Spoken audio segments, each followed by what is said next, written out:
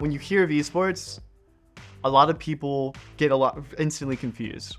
Esports, what does that mean? What is the difference between gaming and esports is really that fundamental question that people kind of walk in here with often, and we have to kind of explain and maybe show them naturally through our events and being involved in the community what exactly that difference is. Esports is that culmination of all of this hype around two players or two groups of players competing, or even a player against themselves competing at the highest level and showcasing that high level performance of what humans are capable of doing.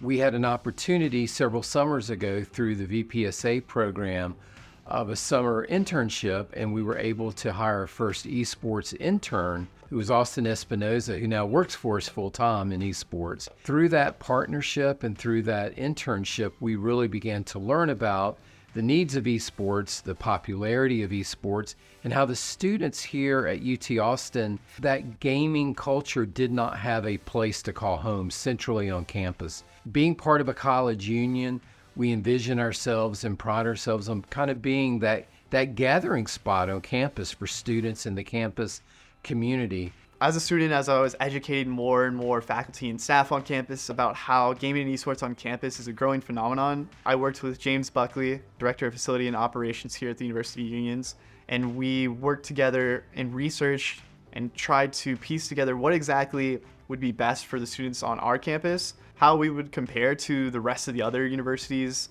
that have some sort of esports computer lab or dedicated gaming center. We were fortunate to be able to tap into students who game, Longhorn Gaming and other organizations on campus, so that students could really tell some of us who were a bit older and weren't necessarily into the gaming culture, but we wanted to do this, and if we were going to do it right. What did we need? What did it look like? And so those students had an opportunity to be a part of the design process with our architects and engineers. What do you need, and what makes it friendly and accessible to students that they'll want to come every day and be a part of that community? Since the advent of the Alienware Longhorn Esports Arena and Lounge, we've had an immense amount of interest. 4,000 plus students have come through. We've had so many people bring in their friends, their family that had maybe never experienced in person what gaming culture is and what that competitive side, what esports even looks like. One big thing I see the future of esports on campus holding is really the largest gaming and esports event in Austin. I think UT is in a prime position to garner the amount of support needed to put on a gaming expo that students and the public will enjoy for miles and miles around. Things like that used to be here in Austin and have started to drift away to other parts of Texas and other parts of the country.